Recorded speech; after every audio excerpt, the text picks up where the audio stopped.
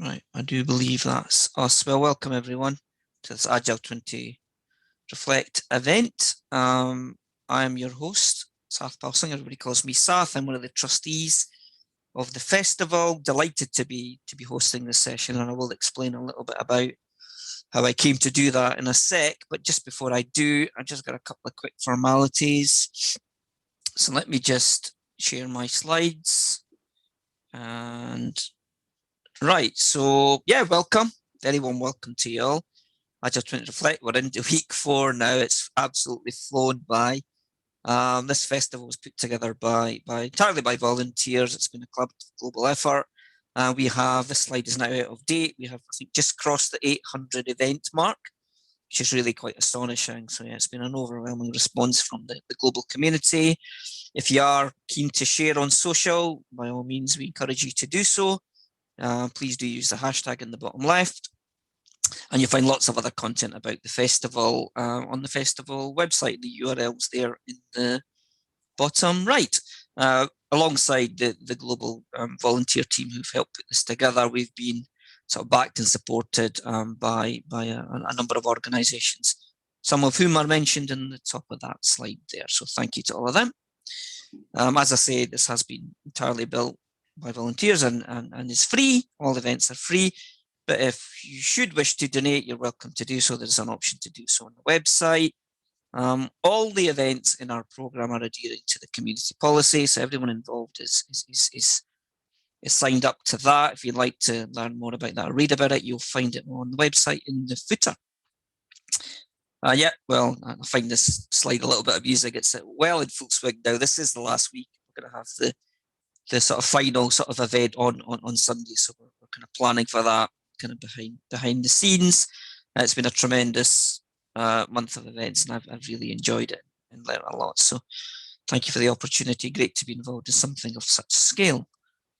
Right, I'm going to get rid of my slides now, and with that, I'm delighted to kick off this Agile 2 session. This is one of the earliest ones that I actually put into the program, and it came about because I happened to meet Lisa at an open event that I was kindly invited to attend and join by April Jefferson. And I didn't know Lisa, and I'd never heard of the Agile 2 kind of initiative and project. And we got talking, and I started talking about the festival. And then when Lisa told me what they were doing, I was blown away. I thought, this is fabulous. I'd love for there to be a session in the festival talking about this stuff. And it plays really nicely to the theme of the future. So, you know, as many of you know, we've had some events speaking to celebrating the past, a bunch of events that have been about the present and marveling at all the things that people are doing now in terms of Agile adoption, but also lots of events which are about, well, where do we go from here? What does the future look like with Agile? This event very much speaks to the latter. And I've also had the privilege of meeting Cliff, and Cliff did an excellent event last week, which was really about why Agile needs a pivot. So this session feels like a lovely extension to that very session. So if you didn't catch that, you'll find it on our YouTube channel. And with that, I'm going to hand over to Lisa and Cliff and let them take it away. And I'm sure they'll introduce themselves and other members of the Agile 2 team. Really looking forward to the session. Thanks. Lisa. Great, thank you so much. I'm going to share my screen now.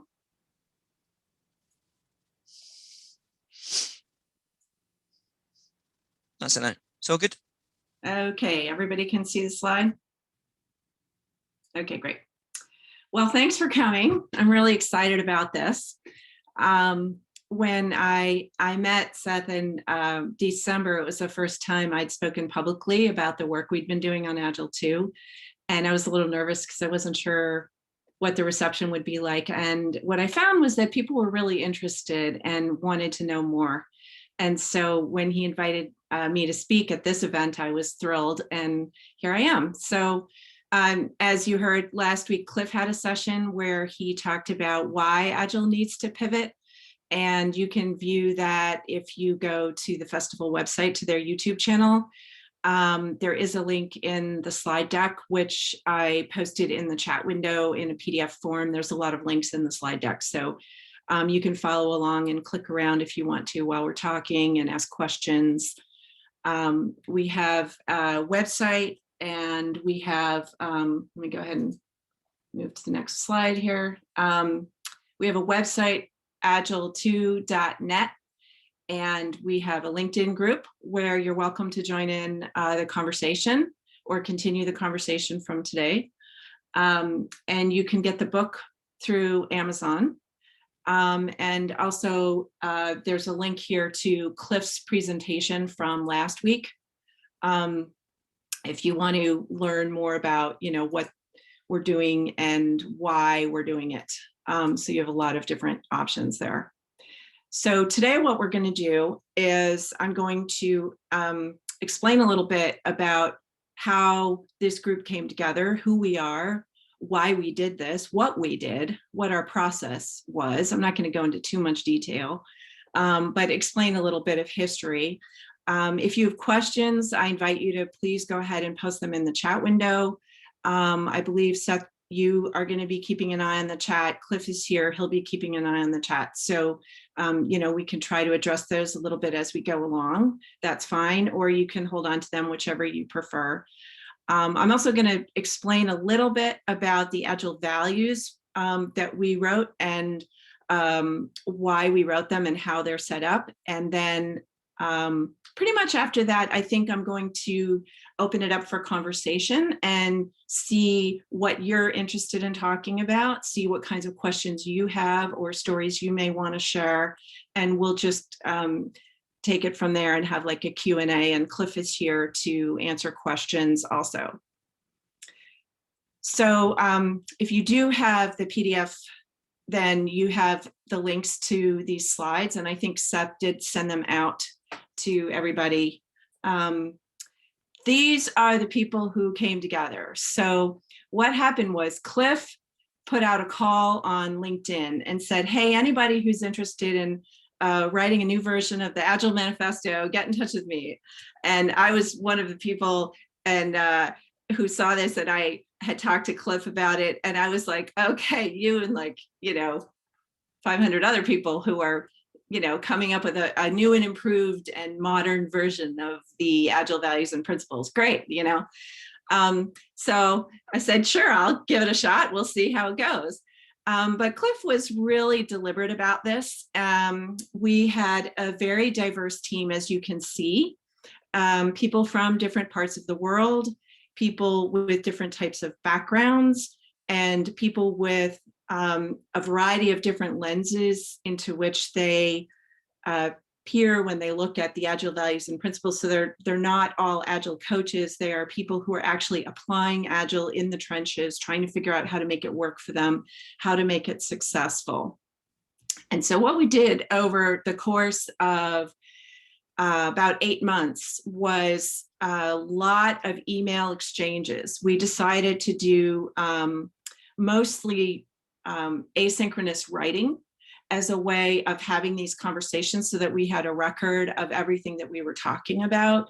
And we would, have conversation prompts like, how do we define servant leadership? Or what are the top problems that you see in the Agile space and things like that. And so we would have these intense discussions. And what I loved about it was that it plays into something that's near and dear to my heart for any of you who know me, which is, cognitive science and neuroscience. It's like a side interest of mine. And people think really best when they have time and space to sort of mull things over. So like what we decided not to do intentionally was not to gather a group of people in a room and say, okay, let's all come together and just create something. We had a very different approach, which was to do this over a long period of time and to do it in writing, so that when people thought of something, when you wake up in the middle of the night and you're like, oh yeah, I have that idea, or you're taking a shower or you're outside taking a walk, you have a really great idea. We wanted to give people time to have that open space so that they could really think deeply about this and contribute fully. And Cliff was really wonderful about listening to everything everyone said. We didn't all agree. I mean, as you can imagine, if you get this many Agilists together in a room to have a conversation, they're going to have some pretty intense discussions and debates about things. But what we were seeking was not to debate where we didn't agree, but to arrive at things that we did agree on. What could we commit to fundamentally? What was really important to us? And so after a period of time, we started to get alignment, and we shared docs in Google Drive. We started to build out the website where we put in a lot of our back and forth, our internal documents with the insights and debates that we had. And we made a lot of revisions to the material as we went along. And then there was a certain point where it's like, okay, we need to get alignment. Are you with me? Are you, can we commit to this? And these are the people who, just said, yes, we got it. We commit to this. We're ready to go. And so that's how we came up with what we developed. So before I go into our values, I'd like to talk a little bit about the original Agile values, which are, I love them. I was a philosophy major in college, and I wrote my senior honors thesis on moral philosophy because I knew everything when I was 21. And I really love thinking about things from the perspective of ethics and morals and values and what's important. And that was something that really drew me to Agile in the first place. So the original manifesto acknowledged balance, right? It had these things on the left and it had these things on the right. And there's the caveat at the bottom, which is really an important caveat, which says, we value the things on the left, but we value the things on the right more. Excuse me, I think I got it flipped, but you know what I mean. The point was there was a sense of balance in the original manifesto. However, what I found over time is that it often gets overlooked. And what happens is people start to think of this as more of a good-bad situation, right? Where one is good and one is bad, and one is right and one is wrong. And we should do this and we should not do that. And it's a very common misunderstanding. And not to pick on anybody, but I'm going to move ahead to the next slide where I have a few examples of this type of thinking where in common graphics, it's just presented without the caveat. So there's this word over in the middle, which implies these are good, these are bad, right? And sometimes like with this little building on the right, that you just throw away one whole side of the equation altogether. And, you sort of lose that sense of balance that I think is really important for really understanding deeply what these values are all about. And the consequence of this is kind of intense. What ends up happening when people do write a new manifesto is they, without even being aware of it, right? It's subconscious. They automatically write their new version of the manifesto in terms of right or wrong or good or bad, right? So we're going to have here, I'm picking on these folks, and I don't mean to pick on anyone in particular, but these were good examples. Like we're going to have customer-focused collaboration over silos and hierarchy, right? So clearly something really valuable contrasted with something you really don't want. The manifesto for personal agility goes even farther and says things like, we're going to value getting things done over wasting away our days, right? So there's no sense of balance here at all. It's clearly a good-bad dichotomy. And so when we got together, we said we'd really like to try to avoid that, because what we think it leads to is this type of thing. And this emerged just last week in the chat window when Cliff was giving his talk, and someone put this in the chat window, and I went and looked at it and I was like, ooh, we are uncovering the only ways of developing software by teaching others to do it, right? And so you can see they're just sort of poking fun at the way that the Agile values get misunderstood and misapplied.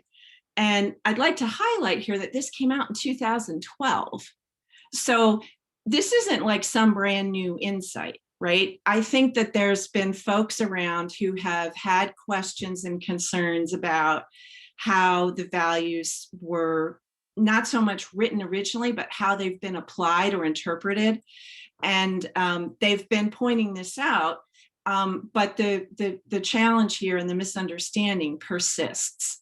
So when we got together, of course, like everyone else, our original list of values was, sort of this same kind. We fell prey to the same kind of dichotomy where you have good things and bad things. And so what we talked about as a group was we'd like to bring in a sense of balance and think of this as a polarity. So polarity thinking is a big topic. You could take whole college courses on it, so I'm not going to go into it, but too much. But the basic concept of a polarity is it's a solution without a problem. Reverse that. A problem without a solution. So the idea is that there's no one best answer. And the most classic example of this is rest in action, right? So you have rest and you get fully rested, your body, if you think in terms of the human body, right? So your body is rested and you feel good. And so you start to feel restless. You want to do things, you want to get out there, you want to do stuff. So you go out and you exercise and you move around and you do all kinds of things. And at first it feels great and you're having a great time. And then after a while, you've done all these things and you've had so much action that now you're really tired and you're exhausted and you just can't do it anymore. So you need to go back over into rest. And then you go back into action. And so there's no one perfect way to do this. Rest isn't good or bad. Action isn't good or bad. The exact balance of the two isn't right or wrong either, right? It's just individuals or groups have to go back and forth between these two polarities. And the goal here is balance. So when you think about the Agile values and principles, you could think of them as polarities. This is how I personally think of them. They're something that need to be in balance. So for example, if you're an Agile coach and you're working with teams and you really care about individuals and interactions and all that, and they're all using a tool and the tool is broken and it's making everybody crazy because it's not working properly, and you need to persuade your company to buy an expensive new tool so that they can do the work they need to do, then really your biggest, most important concern in that moment is the tool. And so, depending on the context, depending on the circumstances, things will have relative weight and value. When there's a clear conflict, then we value individuals and interactions more than process, right? But sometimes process is really, really important. Sometimes tools are really, really important. And I think that was part of the intent of the original manifesto, and it somehow, in interpretation, sometimes gets lost. So what we decided to do as a group was to take a both and approach. So, I took a class a few years ago with an actor who was an improv expert and who had a side business doing these workshops for companies where he would talk about improvisation. And he talked about this both and concept, which is where you build on things, right? And you don't find other people wrong. You just grow and grow and grow and grow. And in improv, the idea is you grow and grow and grow until it becomes so hilarious that everybody just bursts out laughing, right? So I really learned a lot from that workshop. And what we tried to do with the values was to have this sense of pairing concepts that might be thought of as not so much opposites, but might be thought of as like contradictory with each other. Like they might not automatically be assumed to be closely related. But what we wanted to do was be able to be inclusive and to capture that sense of balance. And so these are the values that we came to. So thoughtfulness and prescription. This one comes from the idea that sometimes you do need to be prescriptive.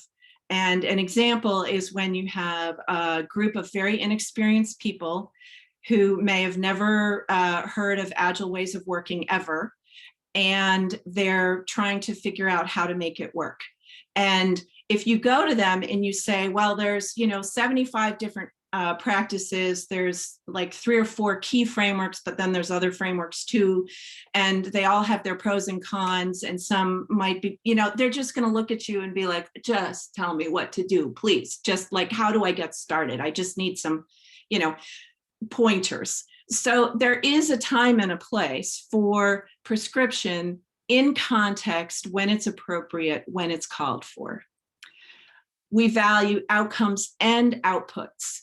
So when I think of outcomes, I worked at the Department of Homeland Security here in the States for a long time. And we used to talk in terms of benefits, because we're not making money, but we are doing things that will have consequences, which are for the benefit of the American people.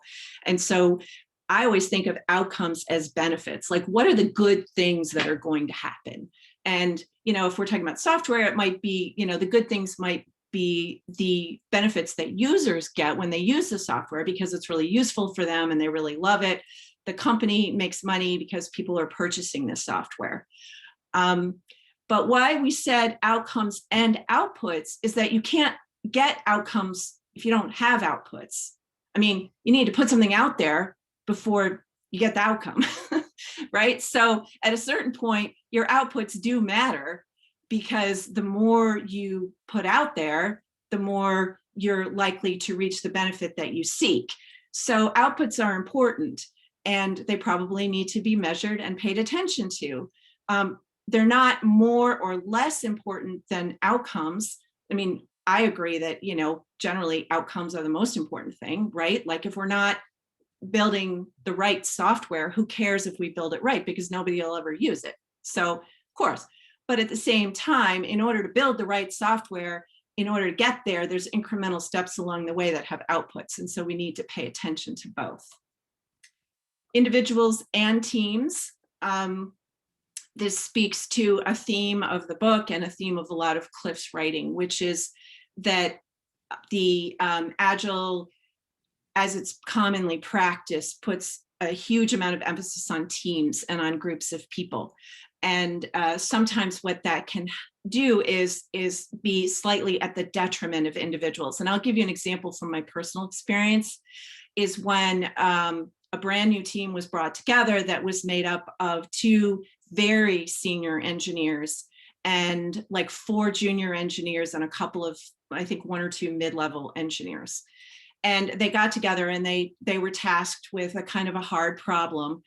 And they had this idea that everyone has an equal voice and everyone gets to talk about everything. And if 2 or 3 of the junior engineers thought that something was a bad idea, then the senior engineers were overridden. It was like a majority vote. And it just didn't go well, because people weren't listening to the senior people who had all this incredible expertise. And so what we try to gather here is this idea that both individuals and teams really matter. And you need to take into account the aspects of both in order to really have a functioning, healthy environment in which to work. You need to take into account growth and development, learning, individuals' personal working styles. I worked in one place in the government where they wouldn't let people work from home. You had to come in every day because they felt like if they didn't have their eye on you, watching you, you weren't working. I mean, that kind of thing is just really not healthy. You need to think about, what do individuals need in order to be the most successful? Now, the 4th one, business understanding and technical understanding. I think probably many of you are super familiar with this concept. So the idea here is just that in order to be successful, you need to marry these 2 things. You need to have leaders who in the business who understand tech, not who are necessarily who are engineers or who want to be engineers, but who understand it well enough that they can have healthy, intelligent conversations with their technical people and that they trust them. So if the technical people say, that's not going to work, or it's going to take a certain amount of time, the business leaders will know enough and understand enough that they can trust those kinds of judgments. And then on the other side, you also need to have technical people who know what the business is all about. Like, why are we doing this? How does this benefit the business if we do things? Because sometimes, engineers, at least the engineers I've worked with, they have really good ideas about how to build things, and they have sort of this ideal way, right? Like it should be built this way and it should be kind of perfect. But it turns out that if you build it that kind of perfect way that they'd like, we lose out on key business that we're trying to capture.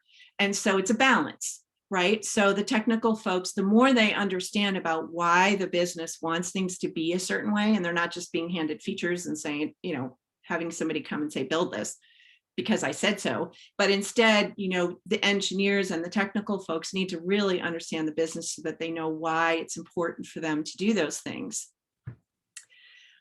Individual empowerment and good leadership. This speaks to the concerns that we raised again and again in our conversations over the 8 months about the idea of self-organized teams and giving teams a lot of autonomy. And I can give you an example of where I've seen this go awry, which is when one place that I worked had a brand new group of all junior engineers, and they weren't really familiar with Agile practices. And they said, just go use Scrum and just do the thing and just do it. Like, they didn't have a Scrum lead. They didn't have the support that they needed. They didn't have guidance or training. And the idea was, well, they should be self-organized. They should just get together and figure it out. And they didn't have good leadership, and they didn't have the support that they needed. And of course, they couldn't figure it out, which, should be no surprise. But sometimes, individual empowerment isn't the most appropriate thing, because you need to consider how experienced is the person, what are their capabilities, what are their characteristics, what skills do they bring to the table, do they have the capacity to do these things? And you have to balance that with good leadership. And we talk a lot about leadership in the book. Good leadership is not a simple concept and an easy definition. Leadership for us can mean many different things depending on the circumstances. And there are many different types of leadership, and they need to be, if you have good leadership, a leader is able to invite in and support these different types of leadership depending on the situation. So again, this concept of balance comes in. And then the last one is adaptability and planning. So we just really think that it's important to be flexible, just like, the Agile values and principles teach us, to adapt and change and iterate, and all of that is super important. At the same time, you need to plan ahead. You need to be able to sit down and think about, okay, what's coming next and how are we going to prepare for that? And an example of this is like you might have a team where they just want to work in 2-week increments, and they don't want to plan any farther out than 2 weeks. I've seen this happen, and they'll say, well, we only work in 2-week increments, so we can't really talk about something that's going to be delivered in 2 months or 3 months. But sometimes the needs of the business are that they need to have a little bit of planning ahead, and so you have to be able to have those kinds of conversations. What type of planning do we need to do? When do we need to do the planning? How far in advance? What type, all those things need to come into the conversation. And then within that, you also have to be adaptable. So I did that like super fast. I have not been monitoring the chat window or anything, so I don't know if any questions have come up. No, we did have a few come in. Yeah, I thought you would provoke questions here because there's quite a lot of interesting stuff. Let me just go back and sift through and find a few. Right, we've got on here from Jen, the most recent one. So how much time was spent discussing the interaction between leadership, management, and teams? And yes, I chose management deliberately. Yeah. Well, it's hard sometimes to think about time in terms of this project because of the nature of these emails that went back and forth over the 8 months. So we did sort of tackle certain topics, but then we would circle back to earlier topics. And some email exchanges went on for a long time and were really in depth. And sometimes we reached agreement fairly quickly. So Cliff, I don't know, maybe you might have a comment about that, about how much time we spent on that. Yeah, actually, that was the most discussed topic. Yeah. People have written books on leadership for, I think, thousands of years. We came to realize through the discussion that, you know what? It's like the most important thing of all is we kept coming back to it. It kept being a pivotal thing. And so, the Agile community, the Agile movement, I remember quite well when those days started. I was 20 years into my career at that point. And it, largely was a reaction to and a rejection of some very toxic stuff that was going on. It's 1990s was the era of methodologies and, trying to do things by numbers, and it didn't work. And, one of the things about the manifesto is it basically said, well, leave the friggin' team alone. Stop telling them how to work. Let them, do what works for them. And the thing is, you can take that to an extreme, like self-organization is a hugely powerful concept. And it goes back hundreds of years, if not thousands of years. There are management and leadership models that go way back that speak to self-organization and autonomy of groups of people.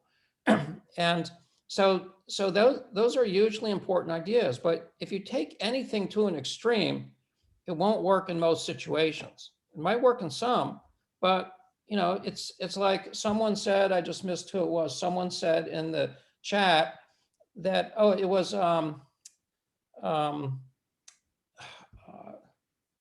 anyway, someone said in the chat that it's about context, and it's all about context. So, leadership, some parts of the Agile community seem to hone in on certain leadership patterns. Like that's the only thing you should ever do, and that's too narrow. Like servant leadership is hugely powerful and important. But it kind of got watered down to this almost being like a facilitator. It's much more than that. Servant leadership is much more than being a facilitator. Servant leadership is leadership. If you read Greenleaf's original paper, he says people will follow the leader. It's definitely a leadership style. But you can't just apply that like a template to every situation. You need contextual things. And there are some forms of leadership that usually are toxic, like, coming in and just bossing people around. That's pretty toxic because you're not listening, you're not getting people's creativity. Although there might be a situation where it's called for, if the house is burning down, maybe people are running around like this, what do we do? And maybe someone does need to say, do this, do this, do this, when seconds count. If you're the pilot in an aircraft that's going down, maybe, but generally, especially in a creative endeavor, you need to get the brains of all the individuals. And so you have to give them some autonomy and room to contribute and figure out the best way to do it and think of their own ideas. And, so leadership is a really complex topic, really complex. There's outward focused leadership and inward focus. And someone mentioned, management versus leadership. I see lately we're redefining what manager means. Manager is very simple. Management means a leader who has explicit authority over people or resources. That's all it means. It doesn't mean anything more than that. A manager is a function that's really important in a large organization. You have to have managers because you have to have accountable people over resources. And so you have to have that. There's kind of no way out of that. The question is, what forms of leadership do they use? Do they use positive forms of leadership, or do they use toxic, bossy, non-listening forms of leadership? So, leadership was the thing we talked most about. And there was a lot of disagreement in a lot of different directions, but what we did is we kind of peeled the onion. Oh my God, we peeled the onion in Google Docs, because people would disagree. Well, why do you disagree? Why do you think that? Well, okay, but that's true, but only in certain situations. So what are those? What about this situation? What about that? And so we kind of peeled it and peeled it and peeled it until finally we came to a point where we understood what people really thought about everything, every dimension of that problem. And then we started building a consensus on it. So we ended up with, I think, 9 principles around leadership. It's not intended to be like a treatise on leadership. If you want to learn all about leadership, go read some books on leadership. Don't just read what we wrote. But we felt we wanted to write some things down to kind of like put a stake in the ground from an Agile lens about, hey, these aspects of leadership are really worth considering. They're not rules. None of what we came up with are rules. They're like things to think about. And the Agile Manifesto, I believe, should be thought of that way. None of them should be thought of as rules. They should be thought of as like a checklist of, don't forget to consider this and don't forget to consider that. But then decide for your situation what makes sense. You want to keep going, Lisa? There's still stuff coming. The attendees are chatting. The chat's great stuff, but I think we'll have plenty of time to come back and revisit some of these interesting things that are coming up. Because I know you've got 10 principles to work through as well. Well, we have a lot more than 10. You've got 10 in your deck. We have 10 categories of principles. So the more we worked on this, the harder it was to narrow them down to anything simple, right? And we finally realized that there was nothing simple about this, and that if we were to seek an elusive, simple statement, that it would invariably leave something important out or not quite capture the consensus that we had reached. So we narrowed it down. I think at one point, Cliff, we had well over 100 principles, right? Probably. Yeah. So we had a lot. But I mean, imagine, you get 15 people together who've been in the Agile space for a while, and you tell them, what do you think is important? And they're going to have a lot of really great ideas. So what we had to do was go through these and decide, first of all, organize them somehow so that we could wrap our heads around all these different things, and then prioritize them a little bit, and also, word our principles in a way that we all felt comfortable with. So now for the rest of this presentation, Cliff and I both agreed that we were not going to have like a formal presentation, because it would be horribly boring if I walked through these and explained each one. And this was the reason why we provide the slide deck, so that you can read through it yourself and you can push back on anything that doesn't make sense to you or that you have questions on, and just share with us your reactions to all of these ideas. So I'm seeing a lot of things coming in the chat. I'm trying to scan this quickly and see what's coming up there. You're also welcome. Let's see, Seth, how would you like, if somebody wants to speak, what's the best way for them to indicate that? Yeah, they can stick their hand up, and it's a decent sized group. So if they want to put the hand up, I'll pick them out, and then they can unmute. Might make it easier to manage. Want to avoid folk talking over one another. So I'm happy to do that if that works for everyone. Do you want to pause for questions? Do you? You happy to do that? Yeah, basically. I mean, I could go through these, but you all have there's a lot of stuff coming through. So if anybody wants to ask, they're happy to stick their hand up. I'll just go through them quickly. They're not set up in a way like to present, right? Right, got you. Like more like a document. Like, these are the things that are important. So and as we discuss them, we realized that they sort of grouped into categories. And so we organize them that way, just to make it a little bit easier to think about them. And to the question about leadership, that's the one where we have the most. We have 9 principles of leadership. Right, I see what you're saying about categories. Right, okay. Yeah. I don't see any hands up, unless I've missed something. While you're looking at that, I'd like to point out one thing that's really important to remember about this is we're not trying to replace the Agile Manifesto. The Agile Manifesto is a flawed document, but it is a brilliant document. It is. Most things humans have written are flawed. It's okay, but it's got really good stuff in it. Some of it's been misinterpreted. Some of it's not phrased too well. Some of it's phrased great. And there's a lot of stuff missing. And some stuff in it, I would say, is actually not right. But overall, Agile Manifesto is a brilliant document. It's worthy of study and thought and discussion, but it's not the last word on this.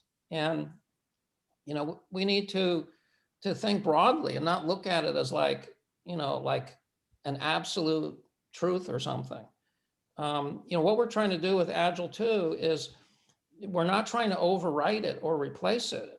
And Agile 2 is not intended to be like a closed, complete system. It's just a set of ideas that we feel like people are missing these ideas in large numbers. You know, people who do this stuff really well, they have these ideas in their heads already. They don't need to read this, and they might disagree with some of it. But you know, there's a lot of kind of misinformation about Agile, like where it's dumbed down or oversimplified. These are complex issues.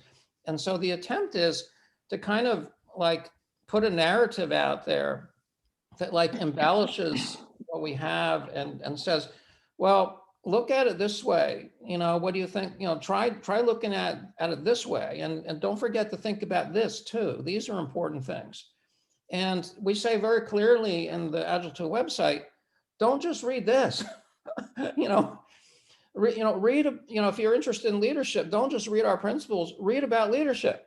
You know, if you're interested in tech, DevOps, read about DevOps. If you're interested in product design, read about product design. You know, these are kind of like suggestions of things to think about.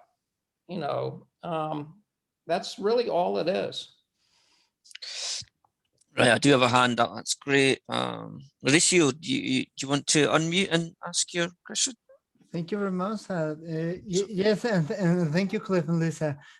My question I put in the chat, but just to follow up with what you were saying right now, Cliff, if you had a white canvas, why did you keep the structure of only values and principles? Lisa, this is Lisa's talk, so I don't want to take it over. She created this slide content and architected this talk. So Lisa, I'll defer to you. If you want me to answer it, I'll answer it. Sure. Well, I'll give it a stab, and then you're welcome to weigh in. So we kept the values and principles because they are an important way to set the stage for what it is generally that you're discussing. So I said earlier in the talk that I was a philosophy major in college, and I wrote my senior thesis on moral philosophy. And the phrase values and principles is extremely common, and it can be a catchphrase that sort of refers to ethics, right? Or morality, or how are we going to be with each other?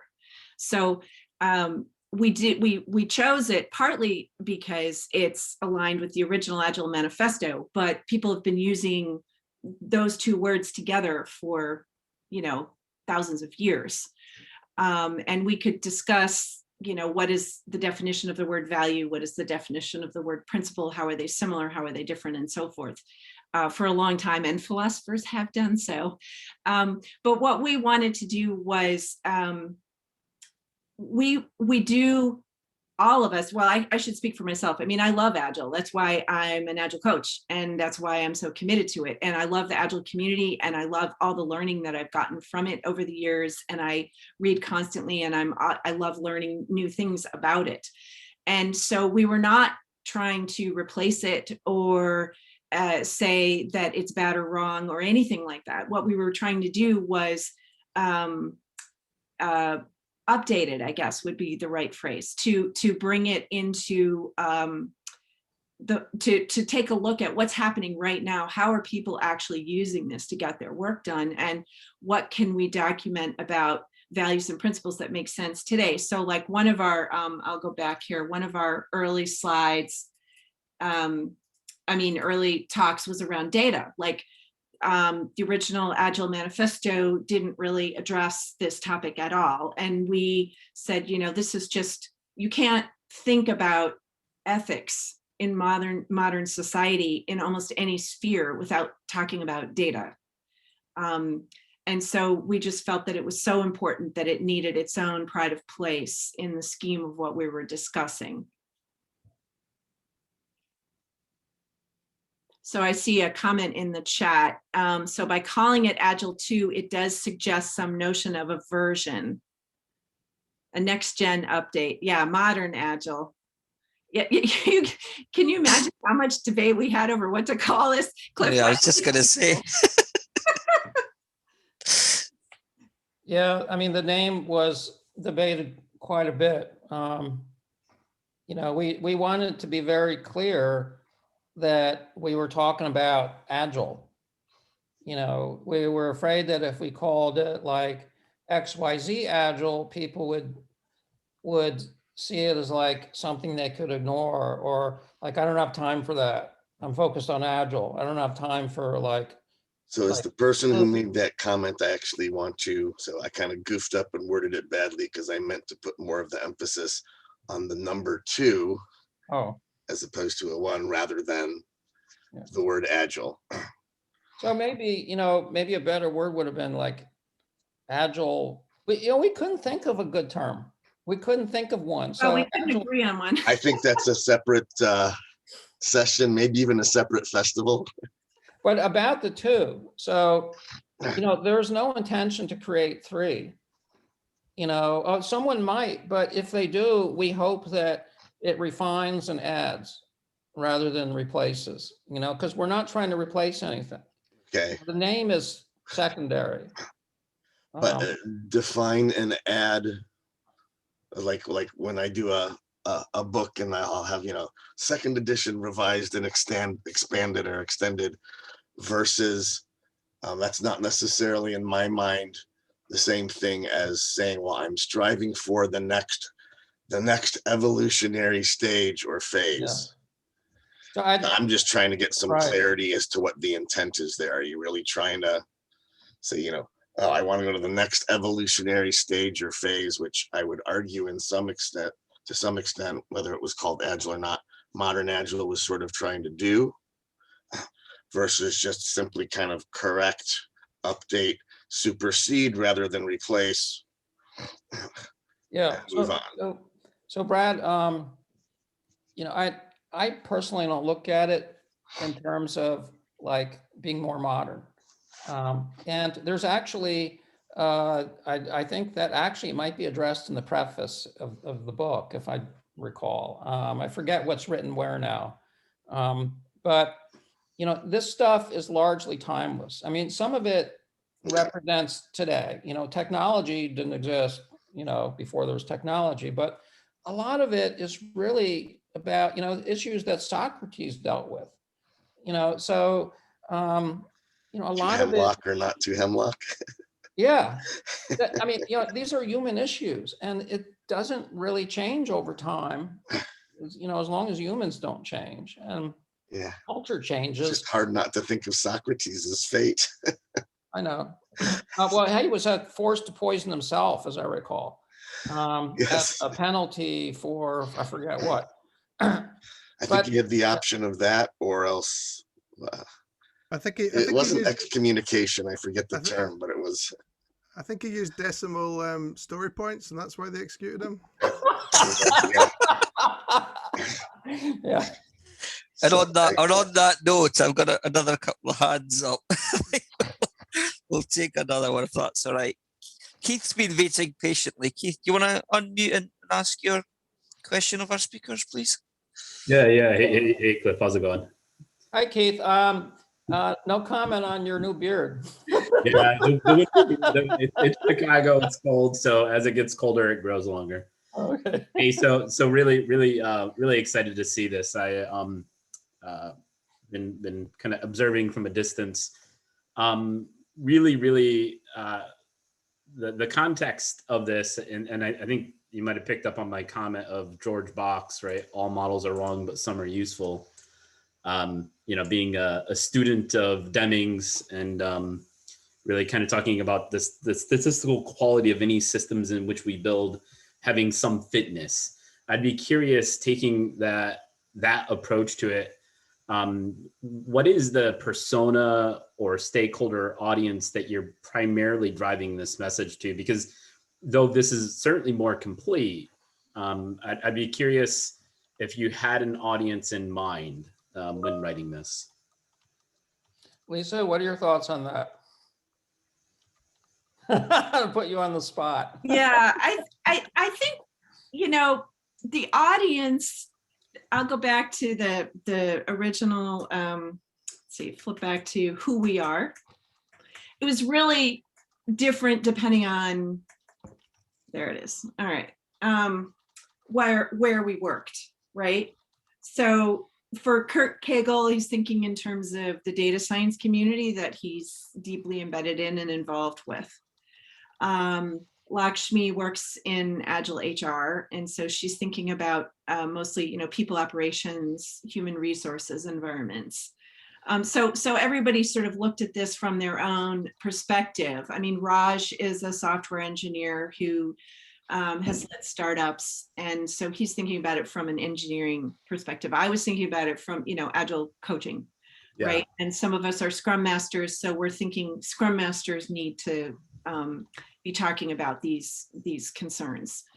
So I think generally you could say the Agile community, but also it could be people in IT who, I'm sure some of you have had the same experience I have. Like, my husband's a lawyer, right? So we go to a cocktail party or something and somebody's there, says, oh, I'm an IT executive. And they'll say, what do you do? And I say, well, I'm an Agile coach. And they'll roll their eyes and they're like, oh God, we tried that Agile thing and it was a disaster. Don't get me started. I don't know if any of you have had that experience, but I've had that more than once. And so maybe those people are potential target audience, somebody who, they don't want to go back to waterfall. They tried Agile, it didn't really work for them. They're trying to figure out what they're going to do now. Maybe these kinds of bedrock principles would be helpful for them. Great, thanks. I would agree with that. I think that was a lot better than what I was going to say. I'd just like to add that, we also had a lot of discussion about whether or not Agile 2 was going to just speak to IT issues or more general. And some people felt strongly, actually Raj in particular, like really wanted to be about IT, but, he finally agreed. We finally reached the conclusion we didn't have a choice about it because Agile, Agile in large is being used everywhere. Everywhere where you have a group of people, someone is saying, oh, we should look at using Agile methods for this. So we realized, it's happening whether we want to or not. So we kind of have to speak beyond IT. And so there's kind of like a target general audience of product development, which might not be software. The book is written very intentionally for, never talks about software, almost always talks about product development. And, so it tries to have a product development perspective, whether the product has software or not. Today, a lot of products, probably most manufactured products today are built using digital methods. You have design files. So DevOps applies, whether you have software in it or not. But even beyond that, like the HR dimension. And, so everywhere you have a collective human endeavor, I had an example which Lisa took out of the book because she said it was like too personal. But I think it's a great example, Lisa. A friend of mine used Agile personal Kanban on his refrigerator to improve his marriage. And it didn't work. That's why I wanted it out. So I like to say, well, it must be Agile's fault that it didn't work. Because it's always Agile's fault. Failure's human, so we're modeling human experience. Right. So everyone's the audience. Everybody. I mean, I'm part of the business agility conference that runs in New York City out of the Business Agility Institute out of Australia. Many of you, I'm sure, are familiar with it. And the basic premise there is that Agile can be applied to anything. And it can work in any arena when it's applied appropriately and in context and adapted to suit that environment. But it can be transformative in lots of different settings. And so the book tries to be sensitive to that. I do think that it is the most commonly seen in areas where there's software. But as we all know, it seems like most modern businesses have software. Like the company that I work for now is a news media company that is mostly journalists who write articles, of course, and put news out there. But we also have some software that we're building because it's related to the work that we do, and we sell that software. So, you know, here's this news media company that intended, you know, started by the founders of Politico. So they wanted to create a new type of news media company, but now they find themselves sort of running a software company, right? So they have to, you know, and so software is kind of everywhere, which means that, you know, thinking about these things might be applicable pretty widely. Thanks, Lisa. See if we've got any more. Oh, I've got another hand up. It's Scott. Scott, you want to ask a question? Scott? He's on mute. I'm just unmuting. Sorry. Oh, Yeah, you sorry, I can't yeah, see you. I do, and it's probably going to touch on a couple of things. So when I was listening to you know, Cliff's talk the other day, I was reminded of last summer I spent a bit of time with the Heart of Agile group and Alistair working out just what Heart of Agile kind of was. And Heart of Agile is, for those that don't know it, it's a very simple set of questions, really, about how are you collaborating, how are you delivering, how are you reflecting, how are you improving. One of the problems I had looking at that was, if you were coming to this new, it didn't give you any indication about you know, what to do. It could have everything in it and almost everything in Agile, but I quite liked it because it did simplify things down for the new people. My biggest problem, and this is a question I'd like to kind of relate into that, and my biggest problem I have at the moment is when I think of Agile and everything that, and all the Agile books that I have in the shelf, which is everything from kind of clean language to DevOps and everything in between. There's so much stuff there. I think we've had 800 events in this festival, and I think we've scratched it. Okay. And there's so much stuff there that we kind of call Agile. And then when we go back to the principles, I can't see them in the principles and values, the original ones. I just can't. And I know people will say things like, you know, individuals and interactions, and that means all the human stuff. I think the human stuff's so important, and so much that we teach, we need to pull it out. So I like what you're doing here, because it's almost as if the elastic band of what we're doing in the entire Agile community just doesn't relate back to the original manifesto. And when I mention that to people look at me as if I'm mad. So I've got cognitive dissonance there. So do you guys, did that cognitive dissonance drive this? You know, did you think of going somewhere simpler with it, as someone asked earlier, and perhaps going to like something that you know, doesn't go into a lot of detail? Two questions, sorry. Lisa, do you remember that? Yeah, well, yes, we did. We debated this. Because, you know, my background is in instructional design, and in that field, when you're explaining things, you want to keep it simple, because it's hard to absorb complexity when it's brand new to you. So if you do need to teach complexity, you layer it. So you explain one thing, then you explain the next, and you layer it until, you know, if somebody needs to learn how to fly a helicopter, you don't just put them in the seat and say, go. You walk through step by step the different things they need to know and understand before, then eventually at some point they have enough knowledge that they can fly that helicopter, right? And so I thought, you know, whatever we've got, like 47 principles, I thought, oh my goodness, it's, you know, too complex. But then when we tried to simplify it, it didn't bring out the nuance and the richness of what we were trying to say. And again, we came back to this concept of balance, you know, where we wanted it to be sufficiently rich and complex that it had deep meaning, but at the same time, it couldn't be all the things that we had originally, because it was too confusing to. Yeah, cognitive load. Yeah. Yeah. So and by the way, there's no effort here to say like this is the be all and end all and that we're done. right? Because we expect that Agile will continue to iterate.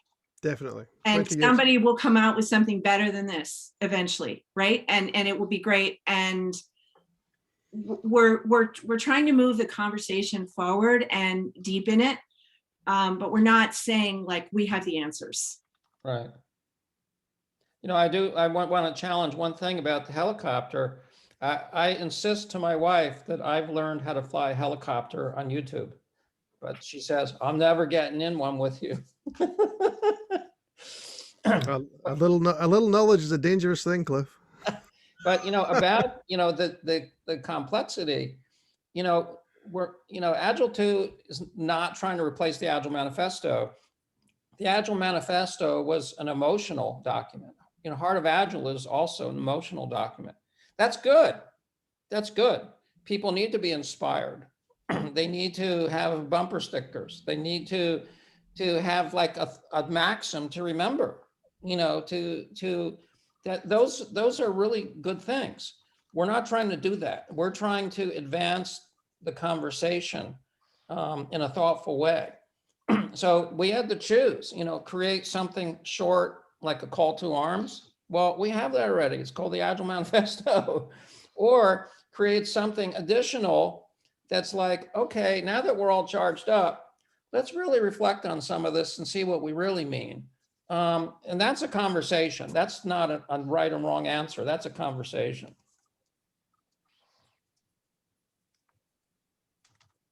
Do you want to keep going, Lisa, or do you, because I thought it might spare you some questions for a bit. We've got plenty of time. Yeah, So I saw one question come up in the chat that might dig it out. Okay. Yeah, was it recent? There might be a while back. Some of these great comments here.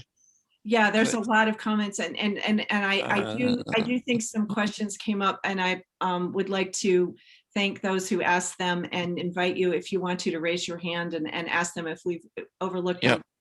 But this question I thought, Cliff, you might want to address, which is what is the future ambition of Agile 2? Where, when, how?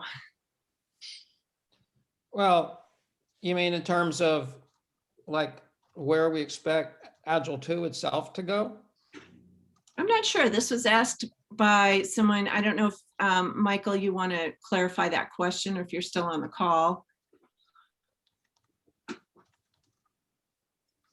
Was it Michael Wegner? Yes. I think Michael might have dropped off. He was there. No, I'm still Oh, he's here. He's here. Hi, Michael. I'm sorry. I was busy in the chat. You'll have to just reiterate or sorry. Just repeat, please. Sorry, I had my head in the chat, so I was busy responding to Cliff. So I think you had asked a question about the future of Agile. Okay, okay. So I was kind of asking about what the intent is for Agile going forward, and when, and whom it's going, who it's going to affect. And the reason that I was asking that is that it seems to me that if we're looking at transformation, where's the transformation happening? Is it only going to happen in product development, or is it going to happen throughout an organization? Because the one kind of battleground that really is quite severe is getting senior C-level management of businesses to buy into a new way of doing things. So I'm just kind of wondering about that. It's something that bothers me, because I happen to be an Agile kind of Scrum fan.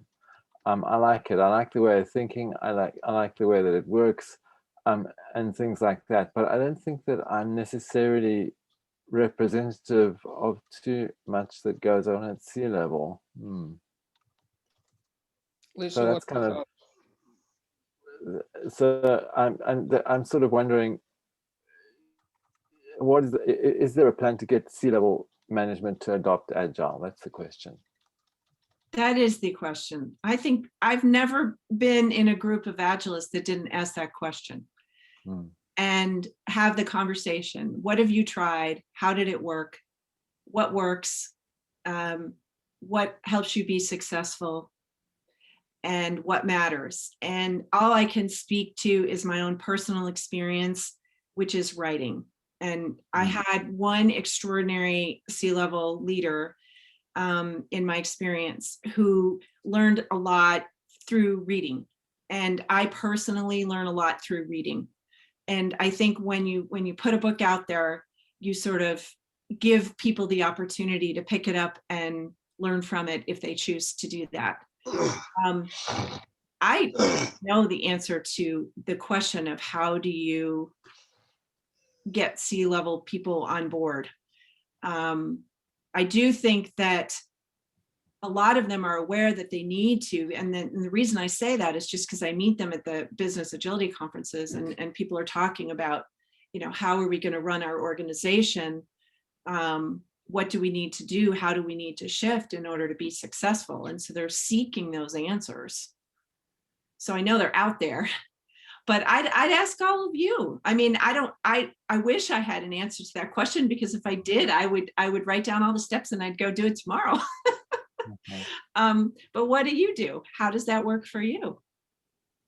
Well, C-level and corporates at the moment are not really my space. I've kind of worked mainly in sort of smaller kind of businesses, but I have been in corporate type environments before. I can get along with most. I don't really have too much of a hassle. I can get along with most people. So perhaps one of the things we can do to get it out there and get it talked about and thought about is agile and evangelists. And I don't know how many people are around already who would consider themselves evangelists. I've never really met one. So maybe that's an option. Mm-hmm. I mean, I know a long time ago, I listened to a guy who clearly had the best job in the world. He was an evangelist for an Irish whiskey company. And what better could you get? So I'm sure we can do something with Agile.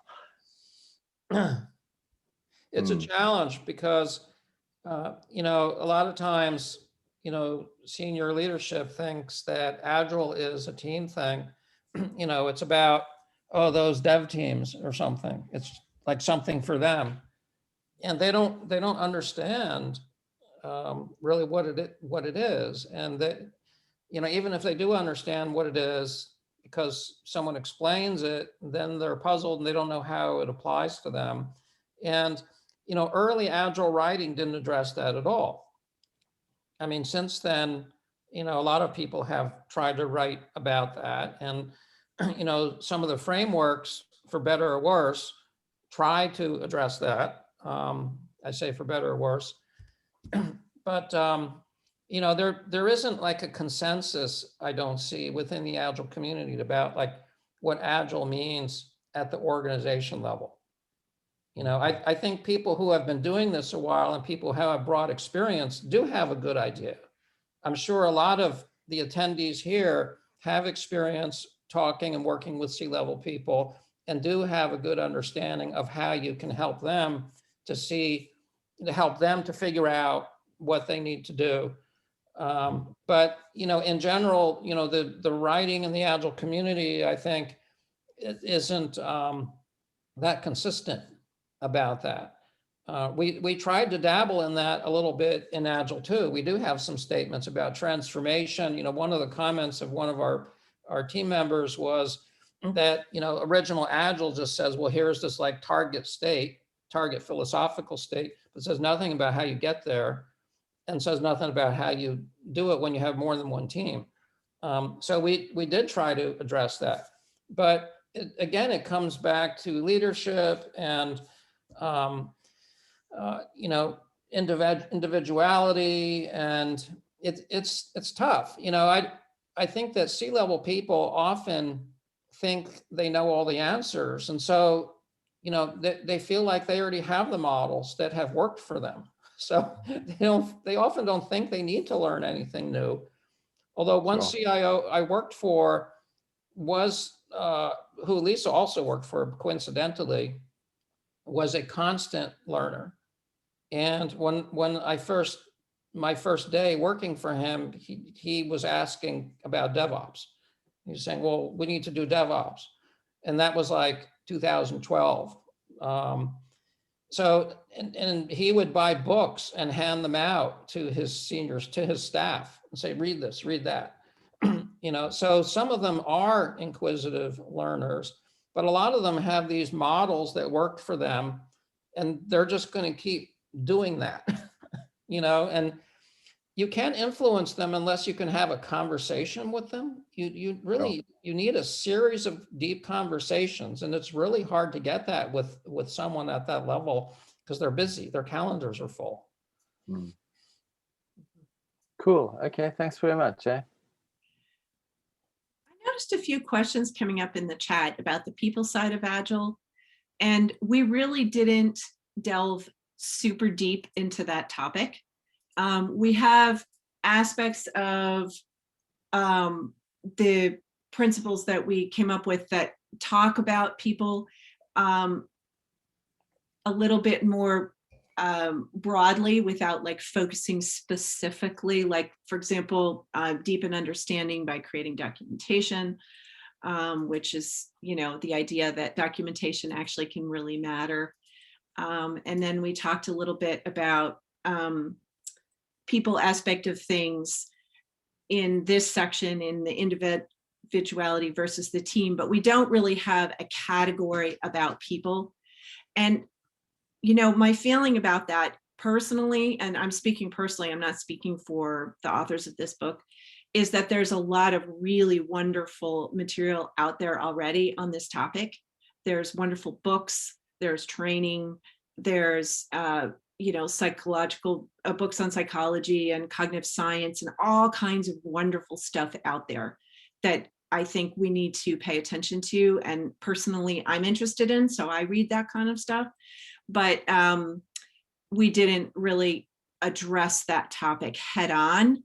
But people obviously are the ones implementing all of these things. So they sort of implement, underpin everything that we're talking about here. Cliff, do you have any thoughts or anything you might want to say in response to that question? Like, did we address the people side of Agile? Yeah, because there's one painful recollection. Some of the participants in the Agile 2 team were extroverts and others were introverts. And I'm more on the introvert side. I'm kind of close to the middle, but I'm more introvert than extrovert. And there was some pretty fierce debate about that. Like, a couple of the extroverts did not want us to speak to that issue. They like wanted to excise it. And the introverts said, there you go again. You know, you're trying to like sideline us, you know, so the introverts kind of held their ground. I remember Kurt Cagle was real firm on that, you know, which, and it's an important issue for me because, you know, I find when I'm in a group of people like standing around, it's hard for me to get a word in because like people talk over me, you know. we have neighbors who come over before the pandemic, you know, and it's like they constantly like talk over me. And so I told my wife, I just sit back and listen, you know. And so, but, you know, extroverted people, somehow they know how to succeed in that setting. I don't know what they do. It's like, you know, because if someone asks me a question, I think, huh, but a lot of people don't. I mean, they do think, but they immediately have a response. And so someone who goes, huh, they never get a chance to say their opinion because someone always jumps in, you know. And so people have different ways of communicating. And so, you know, one issue that we did try to address in a balanced way, because we had representation from all personality types in this group, was the importance of, you know, people who are in leadership roles in teams, whether it's the Scrum Master, Agile coach, or the tech lead, or someone in some other kind of leadership role, whether it's emergent or assigned leadership, it doesn't matter.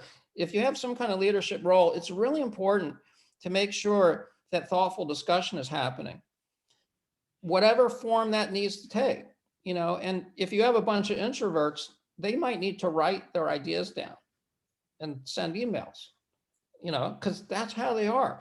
If you have a bunch of extroverts, just put them in a room, you know. But if you have a blend of people, that's a challenge, because then you need to be really clever. You need to somehow make sure that the introverts get a chance to mull things over, write their ideas down, share some emails, and make sure that those thoughts get read. You know, because some people who like to talk won't read people's emails. So you need to find a way to get them to read the emails, or read the emails yourself and articulate it for the group. Say, well, Joe says this and Susan says that. What do you all think? You know, and get people in a room and then get the discussion to converge. You need to think about, how can I get these people to actually collaborate effectively? That's a real challenge. I see in the chat, Cliff, somebody posted that, Scott posted that the introverts are in the chat. Probably. Yeah. Well, I'll just mention quickly that I together with my CTO, she asked me to plan a postmortem after a product launch last spring. And we decided to use a slow roll documentation over a course of a week.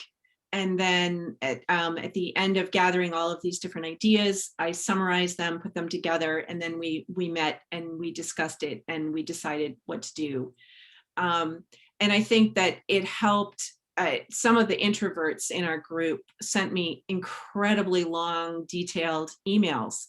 And I know that they would never have spoken up and shared their thoughts on those things, because our group included, you know, our top level stakeholders and a lot of people across the company, and they just wouldn't have felt comfortable. But in an email, they felt very comfortable, and it was a really good way to get information. And then other people who would rather talk about it, that was fine too, right? They came to the meeting and we discussed it, and that was good.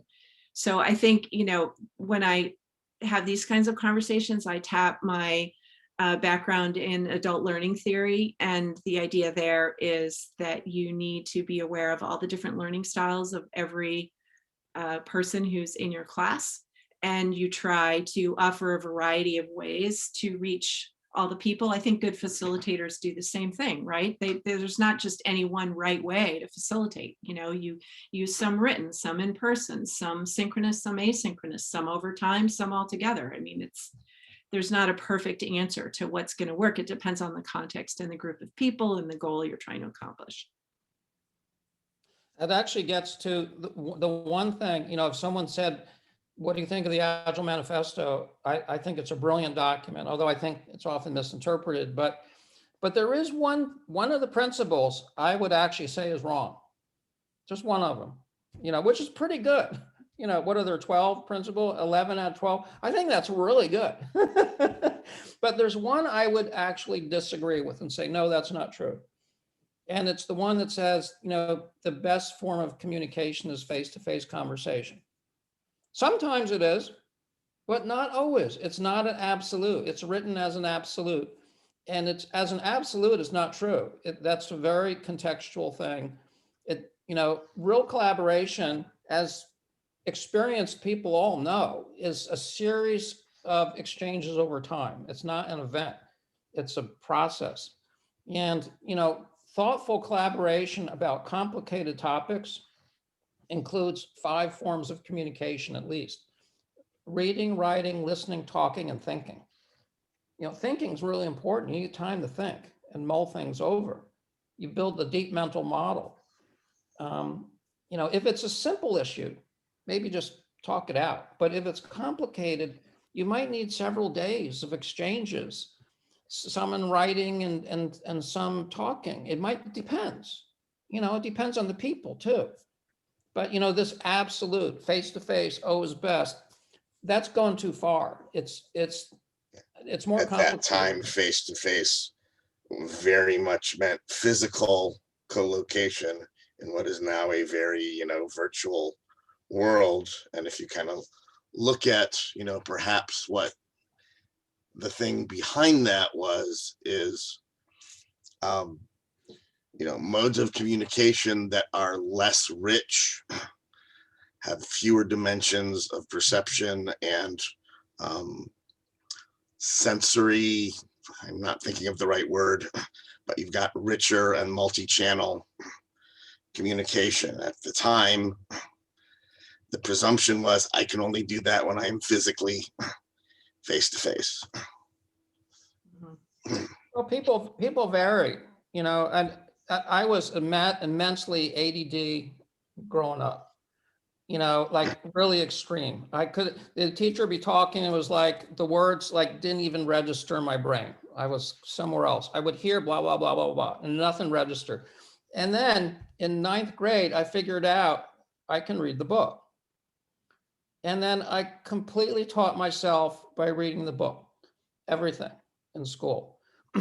And suddenly I became a good student. Like just all went from being like a really bad student to being a really good student, like just like that. And, so some people learn better by reading stuff and other people learn better by listening and by talking. So I think, if you have a leadership role in a group, it's really important to make sure that you're getting everyone's brain, that they're all contributing. And so you have to get to know the people, you can't just like, sit back and, you have to really like get to know who's on the team and how they communicate and how they think and how they collaborate and kind of like watch what's going on. And, you have to be a real leader. Someone wrote in the chat about being stuck with offshore people in a thread of misunderstood emails for a week. So I think that we in Agile 2, we're definitely not saying that, for example, things are better in writing. We're not saying that at all. We're just saying that it depends on the circumstances. And if you need to come together to discuss something, then that's what you really need to do. And if it's virtual because there's a global pandemic and you can't meet in person, well, then that's the way you meet. And if you need to do some things in writing, whatever, use a shared doc, whatever means are going to work for that situation. It's not, but we just didn't want to make the assumption that face-to-face is always the best way or the only way. And again, it comes back to this idea of extremes, right? So what we try to get away from is extremes. So we're trying to get towards balance and context, being deeply aware of the context and the nuance within that context, and then responding and appropriately to what you're dealing with. If we think back to the time when the Agile Manifesto was written, Brad was saying at that time, there wasn't good quality, video and so on. Mm-hmm. And right before that, the 1990s, I mentioned was like the methodology craze when suddenly, PMI came to the fore. PMI started, I think, in the late 80s, but then it really started to get traction in the early 90s. And then we saw widespread adoption of waterfall because they kind of popularized, even though Royce's paper was written decades before, we really saw waterfall come out during the 90s in like a big way. And, I believe, maybe Brad has some insight because he knows some of the authors of the manifesto, but the way I interpreted it when it came out was it's like saying, wait a second, excuse my language, this is bullshit. What we're doing is terrible. We're like, companies would or organizations would hire a consulting firm to come in and write a requirements document and then leave, and that's given to companies to bid on to implement. What an awful way to do things. No programmer would do things that way because they would think, oh my God, how am I going to make heads or tails of the requirements document? There's no one to ask a question.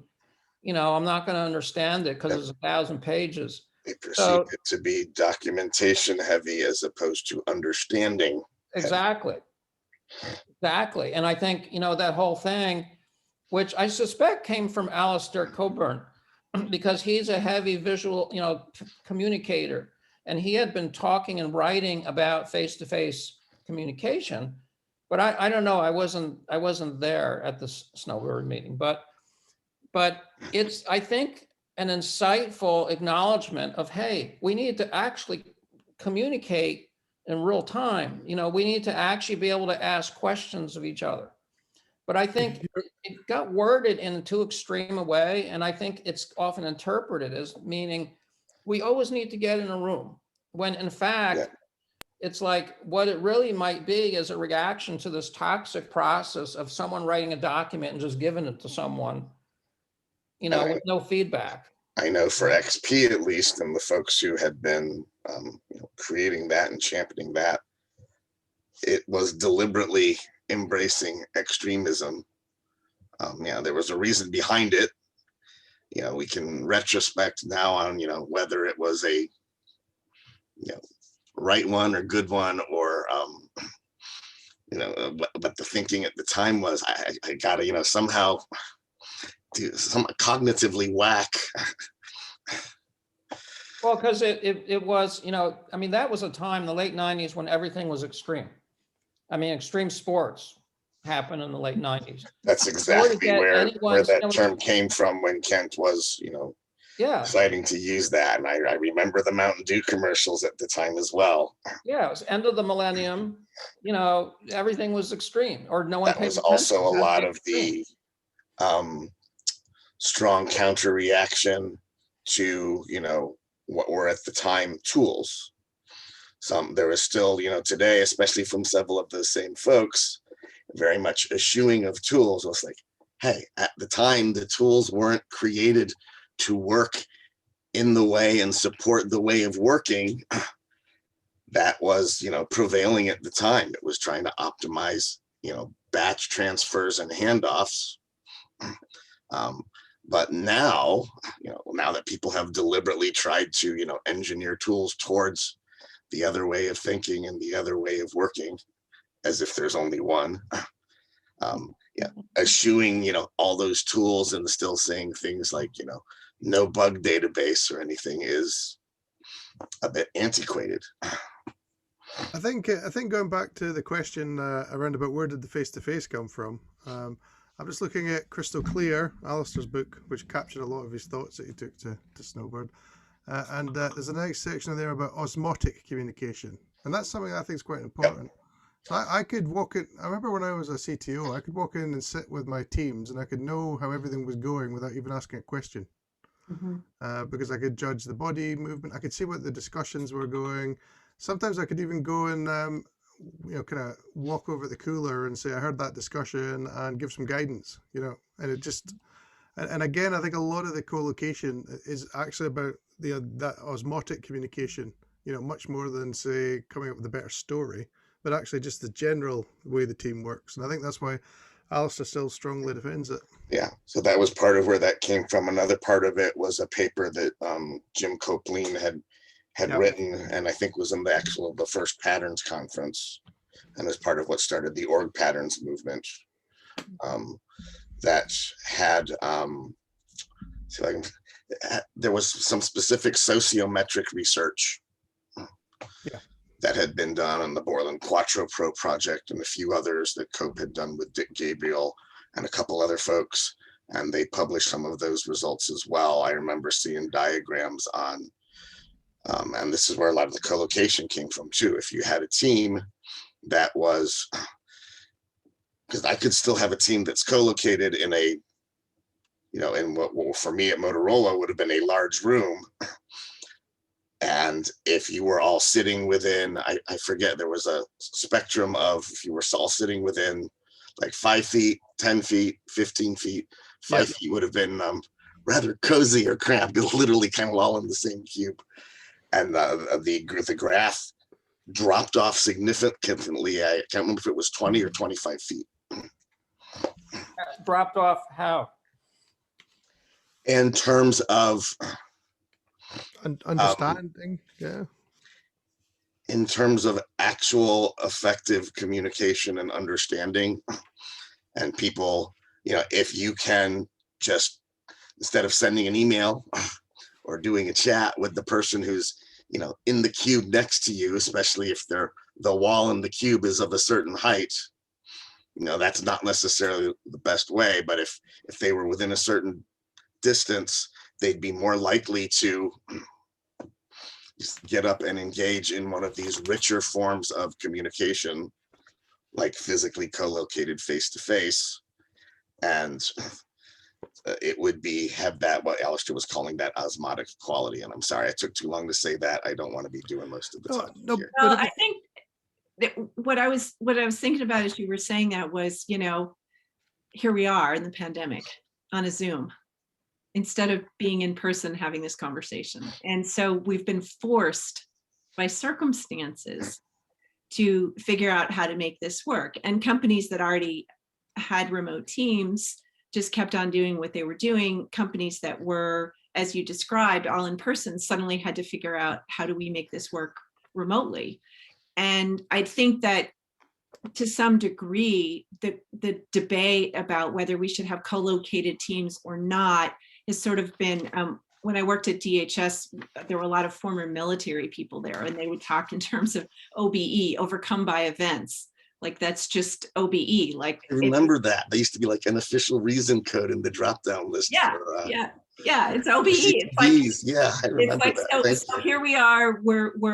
It's going to be challenging in the future to get tech people to agree that they either have to work in the office every day with their colleagues, or else they can't work for that company. I mean, there will be people who will still do that, of course, right? Yeah. But like, the people in my company have been fanning out across the whole United States. They've moved wherever they want to live since the pandemic, because they're mostly young and they are flexible, and the company's all remote now, so they can live wherever they want.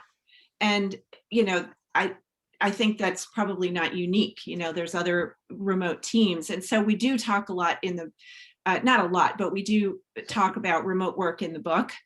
And I do think that we need to be flexible in the way that we talk about this, because I completely agree with you about the idea of it's better if you're in person. Sometimes it's just not possible. And so you've got to figure out another way to be successful, even if you can't be in person. And even some of those electronic whiteboards or whatever. Yeah, no, I don't know.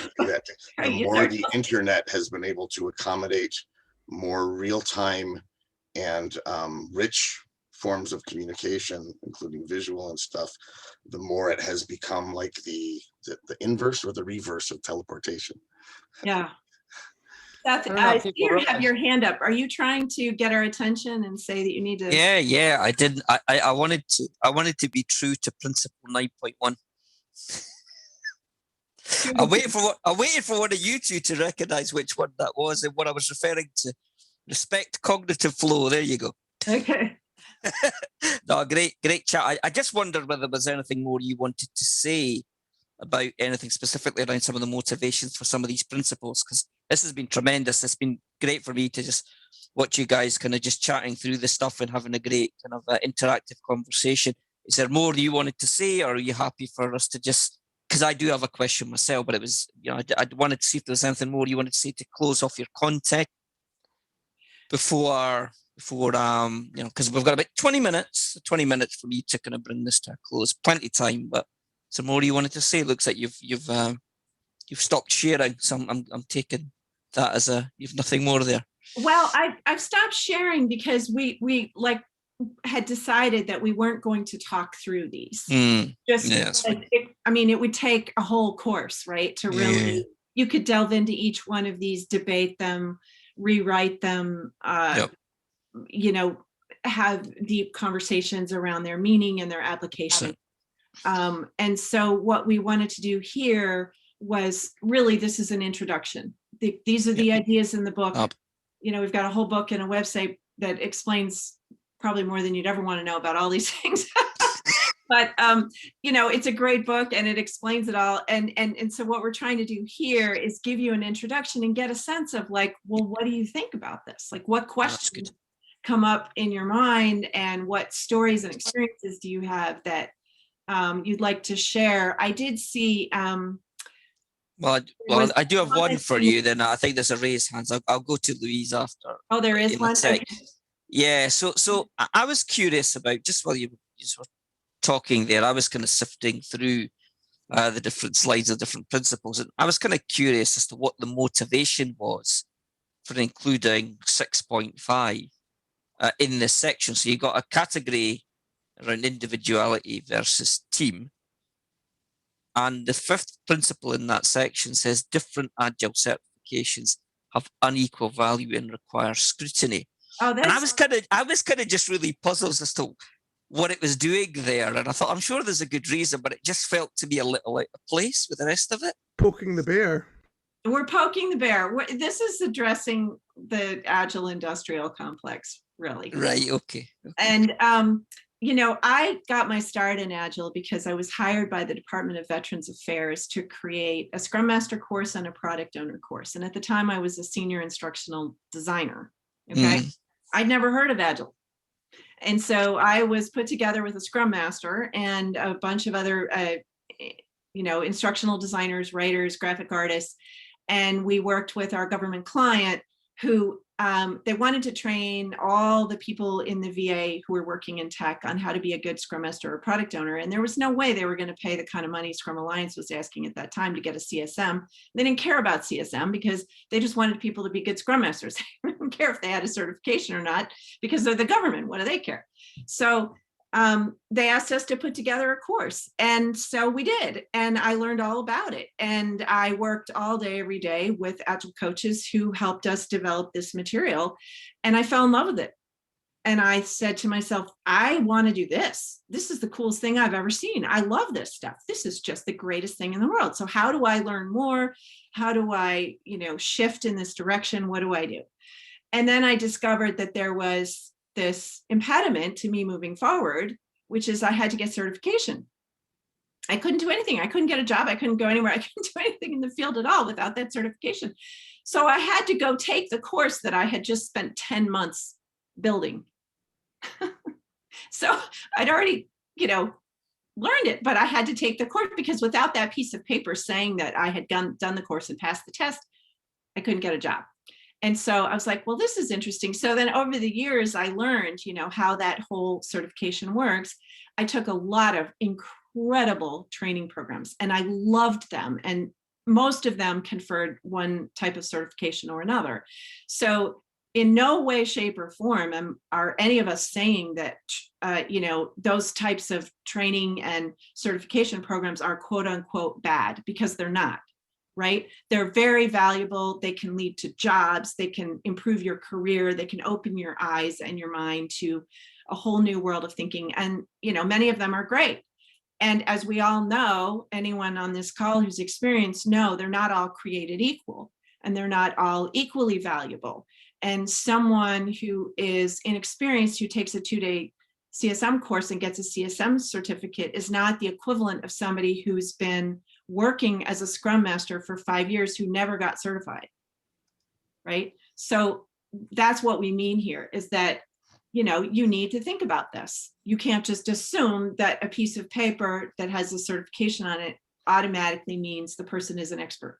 You need to think about what its relative value is, and that's all that's saying. Does that answer the question? No, that's great. It makes sense. And to be honest, that's a fairly hot debate because there is no substitute for experience, right? We all know that, and there are a lot of people who were always somebody speaking. Sorry, the original contrast there that was brought out was the difference between what a CSM was, which was only a 2-day course.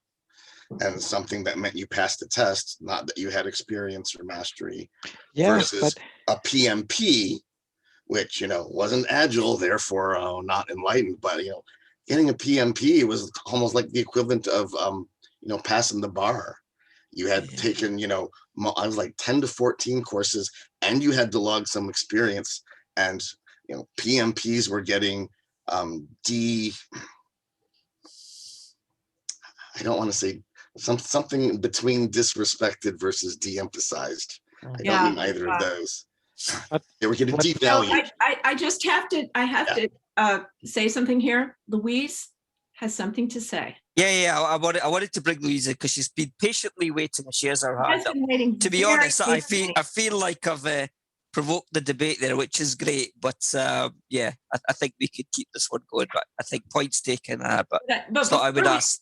before we shift to Louise, I just want to say one thing, Brad, which is I used to live in the PMP world and I know exactly what you're talking about. And it's a big challenge. But I also have been feeling guilty because Louise has been waiting patiently and I'm very curious to hear what she has to say. Come on, Louise. The floor is yours. Well, all I was going to say is because I did, after Cliff's talk last week, I did actually have a look and a shifty through the Agile 2 website, and I thought it was very interesting because for me it's kind of like the next level on, and actually for people that are new, as long as they don't like run into the woods because there's like so many principles, I think they would find it really useful, because I like the fact there's a frameworks and methodologies section, because that's actually where I live, and it's, you know, it's great to see that kind of stuff articulated, and all the other stuff you come across it and you have to solve it. So it, you know, for me it frames something which is quite helpful, and I might now go and beat people over the head with them. So Don't do that. in a nice way. A nice way. I'm sure you will. We've got just over 10 minutes. I had a couple of minutes to wrap up, so definitely happy to keep the questions flowing. Is there anybody? I don't see any hands up. Anybody want to come in here? Peter, you looked like you were trying to say something. Yeah, so I'm also a trainer, and what really annoys me is that people don't seem to read the learning objectives of trainings. I mean, if the learning objectives say after the course you are able to repeat the 4 Scrum events and can distinguish the 3 roles, that's what you are able to do after those 2 days of training. And I never understood where do these hilarious expectations come from, what you get out of a 2-day training.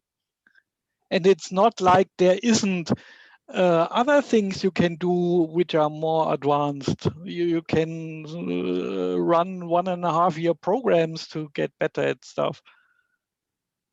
Dave Snowden's setting up the new Kinefin framework like that. So you get points for contributing, you get points for experiencing stuff, you get points for doing stuff, and he's also doing like training experiences, and the thing I particularly like is he's now starting to do Scrum and Kanban. So he's disrupting the certificate model by producing an experience one. So you don't get your certificate by turning up to the course. You get your certificate by proving that you've done the stuff. Good on Dave. As it should be, but I don't want to sort of dwell on this one. But when I was just thinking about it, so I think the worst scenarios are where people simply take the exams, right? They take the exam and they pass the exam, and you know they're a PSM or they're a PSM too. But whenever I've done those and I've been on a course and I've been in an environment, whether it's in a classroom environment or you know a virtual environment, and if you're a practitioner and you're getting the opportunity to debate and chat with fellow practitioners and explore challenges and problems you've faced, that's really valuable. That's where I think that type of environment really works. I think back to Lisa's point, I think if you go in there and you're kind of, at the infancy of your career, you're trying to break in and you get it and you do that, you've got a long way to go. It's like passing your driving test. Pass your driving test, but it takes years before you become a really experienced driver. And it's through that experience that actually that's how you improve, by doing it and doing it for a long period of time and making the mistakes along the way. That's what learning looks like. Scott, you look like you're about to say something. I think it might be slightly different, and I'll tell you what it is, and Peter and the other trainers on the call can help with this. Trainers train people to pass exams, right? Yeah. And so many times I've had to tell people when I'm training them, right, what you're doing is good, and I like it, and I like the refinement, and I like you came out with retro and decided to do it that way, but if you put that down, you're going to fail, because the answer in the book, and the answer that people are looking for is this. But I love the fact that you're not doing that. And when we get to that stage, that's not driving. You don't iterate your driving. You don't suddenly decide I'm going to drive in the middle of the road because it works better for my context, right? So I think the training stuff's different, and I think a lot of the training stuff is going into a place where it's different from practice, and practice is better. What do you think, Peter? Yeah, I definitely agree. So I do, for example, Scrum Org certification prep, and I've tried to clearly distinguish between, okay, this is the answer you have to give to pass the exam, and these are examples how in a real world, in different contexts, you would have diversified answers and things to do. And I always try to bring them. Don't start at the practice level. As much as possible, go from values to principles to practice, always from the least context sensitive thing to the most context sensitive thing. So you have to derive your practice going always from top to bottom. Nice. I like that. Right. I promise we're going to have no more questions about exams and training and certifications. Does anybody have any questions? But if you had any, all the professional organizations are here in the festival this time tomorrow night in a fishbowl, that any of you can jump in and ask some awkward questions. That's very true, Scott. Very true. Do we have any questions that are a slightly different theme regarding the Agile 2 project or initiative, or the work that Lisa and Cliff have been doing? The book's available now, Lisa, right? Yeah, the book has come out on Kindle. Actually, I just received there we go. The actual book today. Oh, yeah. So oh, maybe mine are out on my doorstep. Very exciting. Probably, yeah. Congratulations. Peter wants to say something. Yeah, maybe one thing. So I noticed one good pattern. I think many of the Agile coaches are becoming also professional coaches. So many of them join ICF programs, become systemic business coaches and stuff like that. And I think that will help us in move away from this industrialization and trivialization and try to get some professionalism back in our profession. I agree. I think training and real, like good training where it's really about learning, like you're talking about, Peter, where, sometimes, especially if you're going to test people at scale, you need multiple choice. But, the answer should be interpreted for people afterwards, because I remember years ago, I wrote a book about computer security. And after I had read over 100 books as research in preparation for writing that book, and I then decided to take the CISSP exam, which back then was a really, really tough exam. And I did a practice test, and I realized I disagreed with 20% of the answers. I thought they were, because in each case it depended, and so, it's really hard to create tests. And I think, good learning is where you interpret things for people and show them, like you said, show them the examples of when the answer could be different and what kinds of situations. Yeah, so there's actually, I've been also instructional designer. And there's research which shows there is a fairly good correlation between low-level Bloom's categories and, mechanical work. But the higher you go up in Bloom's level and evaluate, synthesize, create, and all this kind of stuff, the lower that correlation becomes. So your workplace performance has a low correlation to whatever you got in any assessment on that level. And the reason is, of course, because it doesn't just simply depend on whether you're doing the step A mechanically right. It depends on context. And good learning, we'll get into that. I mean, good learning will will include discussion of the situation and help people to understand, the reason for, for the ideas, what they're based on. Good learning, I think, gives you a foundation on which experience then turns that into expertise, right? I mean, would you agree that you really need both? You need kind of a conceptual foundation, but you also need the experience. Yes, absolutely. And the actual experience should always update your internal model. That's the trick. So that's why I wrote about this constant self-construction process. The world model I'm constantly creating needs to constantly be updated by new information and new experiences. It's almost like machine learning training. Yeah. I think we've With probably the difference got time that it never for, ends. You have a never-ending training set. I think we've got maybe time for one more question, and then I think I'm going to wrap it up. So does anybody got a burning question for our speakers? Got time for one more? Going once, going twice. Don't see any hands. No? Anything you want to, any final thoughts or remarks, Lisa, Cliff? Just thank you so much for being here and taking part in the conversation and listening and asking questions, offering your ideas and experiences. It's been great. I really appreciate it. Yeah, really good engagement from our. Oh, Sheila's got her hand up. Sheila, do you want to ask a quick question?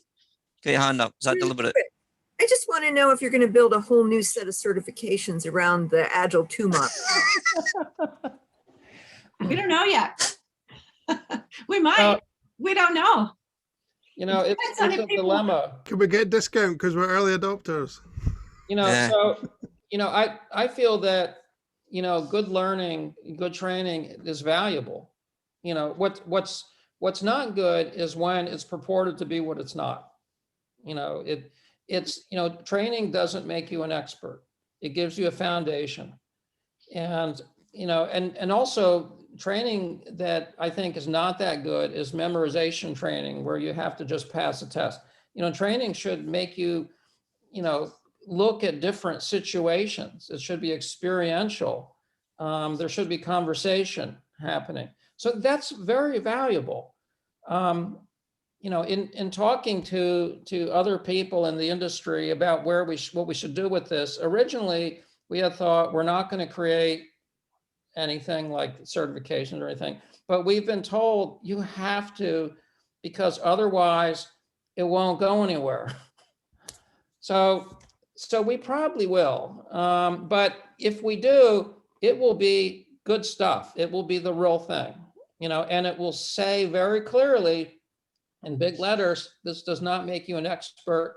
This is just, helping you to think about these ideas.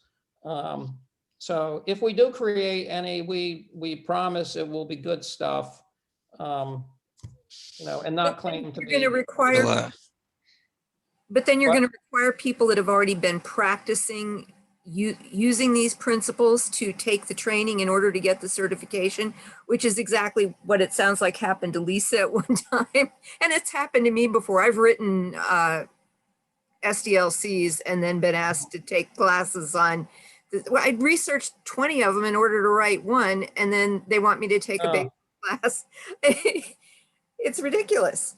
I know. I've been bitten by that too. I remember I wrote a book on Java architecture, and then I was told I should take the Java architect exam. It's all been there. I agree. It's like, this is like the world we live in. Did you pass, Cliff? Did you pass? I didn't take it. I was like really anti-certification my whole career. I have never volunteered. I've been, never mind, but my list of certifications is really short because I freaking hate that whole space. But I don't know what to do about that. If you have a suggestion, please email us, because we're trying to have a positive influence. We're trying to create conversation. Yeah. We do want this to get traction, but we want to do it in an ethical, positive way that contributes. And I don't want to create like a certification bill. So if you have any thoughts on that, how we can avoid some of the pitfalls, please share them. I I think think that's talking to Dave. I think that's a nice note. I think that's a nice note to end on. I like to finish on time, but right up on time. I think it was a tremendous conversation, great engagement. Really enjoyed listening to everyone, and thanks Lisa and Cliff for sharing your thoughts and joining us for this session. And yeah, just talking us through some of the rationale behind the book. The recording will go on the channel, folks. So if you want to go back through it all again, you'll have the opportunity to do so. The slides, I put them on the meetup, so they're available there. And yeah, I hope you really enjoyed it. And thank you all for your participation. And thanks again to Lisa and Cliff for joining us. Tremendous session. Thank you both. And yeah, I hope you enjoy the rest of the festival. Only got a few days left. Scott's mentioned one session. I'm also switching from host to speaker tomorrow and talking about one of my passions, which is communities, alongside one of my fellow trustees, Shelby. So I'm looking forward to that. Yeah, I hope you enjoy the rest of the festival, and maybe we'll see you at what we're calling it now, Scott? I forgot. Which Closing one? ceremony. party. The forever fiesta. Yeah, I don't think it's a closing ceremony. I think we'll just keep the No, it's festival not. going. That's why I didn't want to say closing ceremony. It's the end of February event. So we hope we'll see some of you there. So thanks again for joining, and yeah, enjoy the rest of your morning, afternoon, or evening, wherever you happen to be. Stay safe, folks, and thanks for joining. Thank you. Thanks. The scariest thing is I've seen Cliff more than my son lately, which is